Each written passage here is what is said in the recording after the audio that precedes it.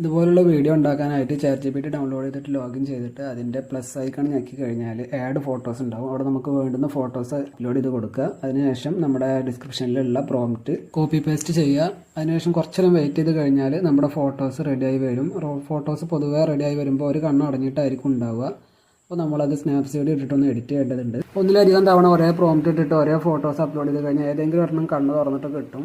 അതിൽ ഏറ്റവും നല്ല ഫോട്ടോ ഏതാണെന്ന് നോക്കിയിട്ട് അത് സെലക്ട് ചെയ്യുക. ഇതുപോലെ നല്ല ഫോട്ടോ കണ്ണടഞ്ഞിട്ടിരിക്കുന്നുണ്ടെങ്കിൽ സ്നാപ്സീഡ് ഇട്ടിട്ടൊന്ന് എഡിറ്റ് ചെയ്യുക. അത് ഞാൻ സ്പീഡിൽ കാണിച്ചു തരാം. സ്നാപ്സീഡ് ഓപ്പൺ ചെയ്തിട്ട് പ്ലസ് ഐക്കൺ ഞെക്കി കഴിഞ്ഞിട്ട് നമ്മുടെ കണ്ണടഞ്ഞ ഫോട്ടോ ഒന്ന് അപ്ലോഡ് ചെയ്യുക. എന്നിട്ട് നമ്മൾ ജനറേറ്റ് ചെയ്തിട്ടുള്ള മറ്റ് ഫോട്ടോസിൽ നമ്മുടെ കണ്ണ് തുറന്ന ഫോട്ടോസ് ഉണ്ടാവും. അല്ല റെഡ് ഭാഗത്ത് കണ്ണ് തുറന്നിട്ടുള്ള ഫോട്ടോ അതിൻ്റെ ഡബിൾ എക്സ്പോഷർ ടൂൾസിൽ ഡബിൾ എക്സ്പോഷർ എന്ന് പറഞ്ഞിട്ടുള്ള ഓപ്ഷൻ ഞെക്കിയിട്ട് ആഡ് ഫോട്ടോസ് ഞെക്കിയിട്ട് ചെയ്ത് കൊടുക്കുക. അതിൻ്റെ കണ്ണിൻ്റെ അതേ സ്ഥലത്ത് തന്നെ നമ്മൾ കണ്ണും കൊണ്ടു വെക്കുക. അതിന് ശേഷം താഴെ മഴത്തുള്ളിയുടെ ഒരു രൂപത്തിൽ കാണുന്ന ഒരു ഐക്കൺ ഞെക്കുക.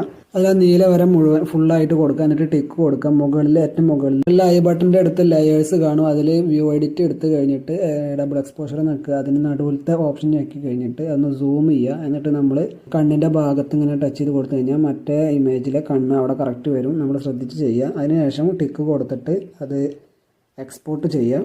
ഞെക്കിയിട്ട് സേവ് എന്നുള്ള ബട്ടൺ ഞെക്കി കഴിഞ്ഞാൽ അത് ഗാലറിയിൽ സേവ് ആവും. അതിനുശേഷം നമ്മൾ CapCut ഓപ്പൺ ചെയ്യുക. എന്നിട്ട് നമുക്ക് ന്യൂ പ്രൊജക്റ്റ് ഞെക്കിയിട്ട് നമ്മുടെ വേണ്ടുന്ന ഫോട്ടോ ആഡ് ചെയ്ത് കൊടുക്കുക. അതിന് തൊട്ട് ഉടനെ തന്നെ നമുക്ക് രണ്ടാമത് ആഡ് ചെയ്ത് കൊടുക്കേണ്ട ഈ ഇമേജ് ആഡ് ചെയ്ത് കൊടുക്കുക.